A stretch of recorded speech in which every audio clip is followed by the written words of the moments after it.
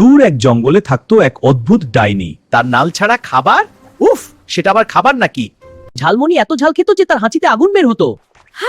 ও আজ মরিচটা একদম পারফেক্ট। বাবা ডাইনি আবার ঝাল খেয়ে। আজ আর রান্না করব না। একদিন গ্রামে হলো ঝাল পাকুতিরা।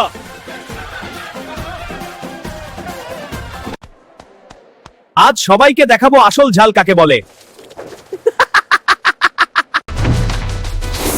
পানি পানি, জীবনে বেঁচে আছে তো।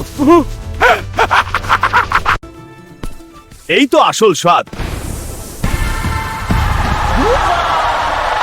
ডাইনিটা খারাপ না, সে শুধু ঝাল ভালোবাসে। আজ থেকে তুমি আমাদের ঝাল রাঁধুনি। ঝাল খাও, মজা পাও। ওয়াও, দাও দাও। গল্পটি ভালো লাগলে চ্যানেলটি লাইক, শেয়ার এন্ড সাবস্ক্রাইব করে দিবেন।